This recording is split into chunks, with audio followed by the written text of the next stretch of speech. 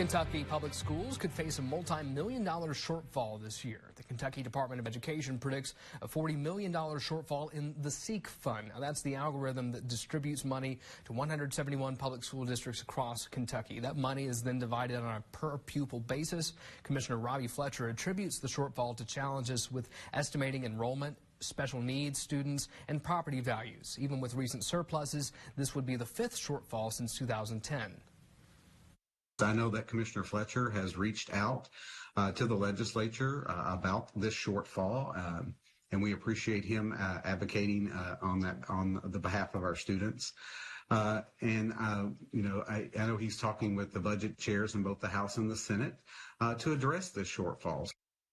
Now, final numbers will be ready by March 1st. The Kentucky Department of Education is working with other agencies to figure out how to close that gap. Now, it's worth noting here, it was reported by the Lantern this week, Speaker Osborne is questioning the reliability of that data. And although $40 million is a significant number, Commissioner Fletcher noted that this represents 1.43% of the overall funding, which is $2.7 billion.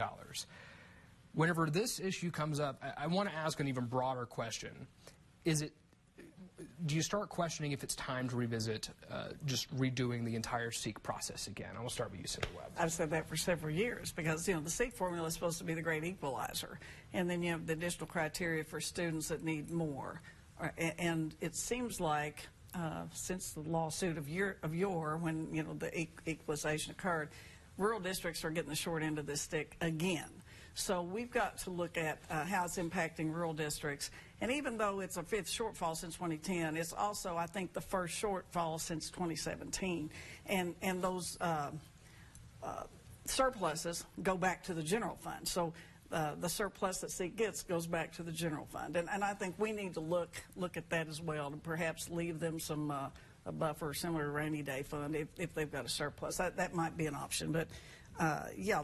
And the lawsuit's been filed, and I predicted there would be a lawsuit filed several years ago because of the inequity. And so we need to look at the parity of the system overall. Yeah, and I'll ask about that lawsuit in a second, but I want to go ahead and bring in Representative Lockett. Just your thoughts on this shortfall.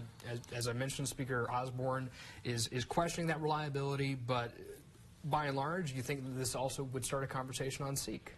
I think we always have a conversation about SEEK. Every budget year that I've been there, we always talk about, is it time to replace it? Is it time to do something else?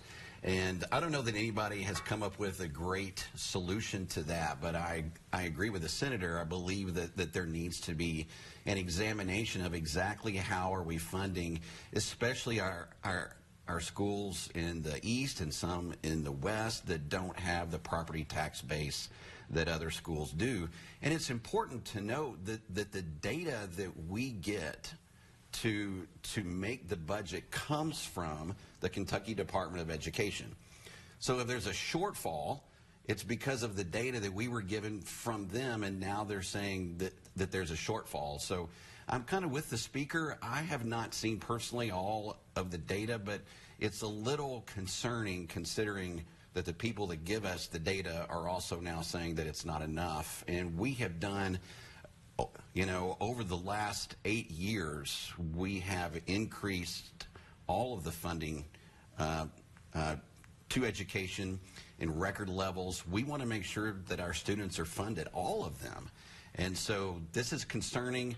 We want to get to the bottom of it, and I'm sure that we will once the actual numbers come out in March. We got a little less than a minute left here, so we'll move on this quick. On the lawsuit that you mentioned filed by the Kentucky Student Voice team, it states that they're suing the state for not providing a, quote, adequate and equitable public education. Y'all think the suit has merit? As the SEEK formula, I think it does. I think the data speaks for itself, and I think that data is fairly reliable. Of course, I represent rural district, and you've seen the population shift, you've seen industries shift, and exodus, and then you've got certain areas of growth where property's gone up. And yeah, I think we need to adjust that formula. I think the court will give us some guidance at some point. It may not be this lawsuit, but it'll be a lawsuit like it. I think we have to look at, too, part of the lawsuit as well is test outcomes. And I think when you look at it across the state and statewide, our students are not performing up to standard. And so when you look at across the years, across the board, every subject, we've got a lot of work to do. And so I think in the lawsuit, they are pointing that out to say, look, we are not receiving the education that we should be. And I think it does have merit. All right. We'll have to go ahead and pause the conversation there. We still have much more ahead to discuss this morning after